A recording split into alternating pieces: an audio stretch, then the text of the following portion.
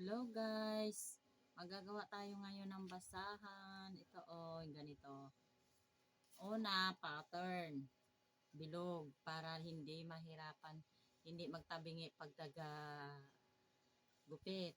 Sunod, ito papel, bilogin siya. Ito yung pang pattern para pag nagaganyan hindi siya magtatabingi. Una, ganito. Magkuha na tayo ritaso. Gupitin ko siya. Ito na, may gupit na siya. Una,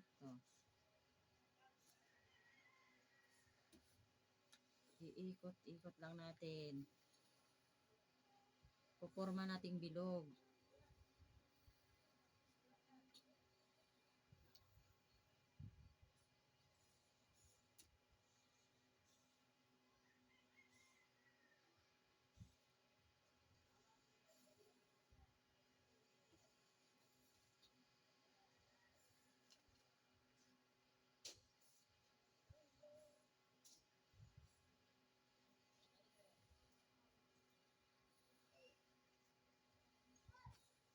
Sunod, ito, kasi may butas.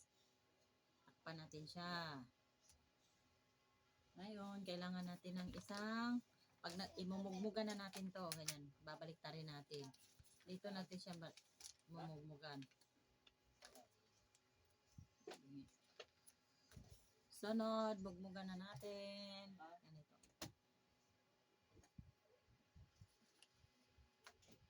Ito yung mugmog na pag nagtahi ka ng mga damit, ito yung sa mga gilid-gilid. Pag nagtahi, ito yung nalalaglag.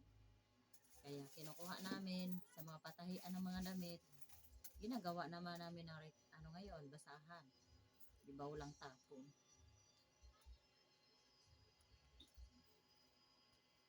Sunod, ito panapal. Takpan na natin siya.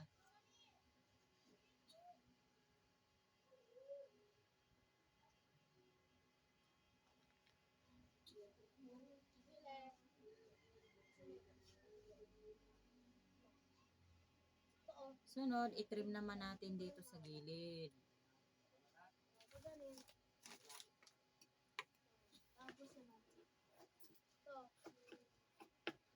Wala pala tong stand. Kailangan may stand to siya guys. Kaso, wala. Nasira yung stand niya. Kaya ito muna. Ay!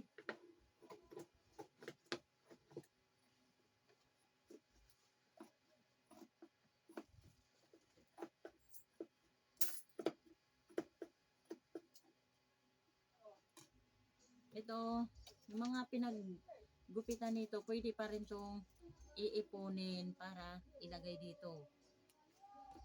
Diba?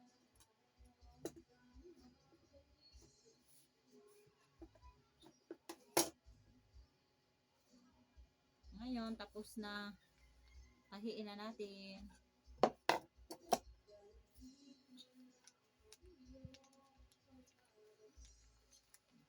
Para hindi siya mahirapan.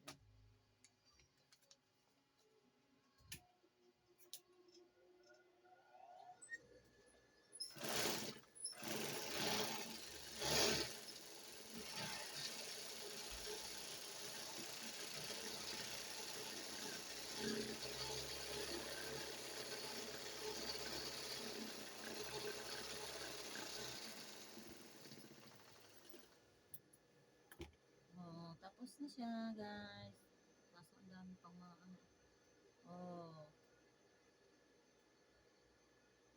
hindi pa naayos ng gupit. Kasi wala siyang stand, mahirap. Kailangan pag may magawa kayo, may stand to. Ito para ikot-ikot lang siya ganyan Ikot, ikot, ganyan. Para hindi mahirap mag gupit. Yung pinagupitan nito, kailangan iipunin para hindi sayang. Bye. Thank you for watching.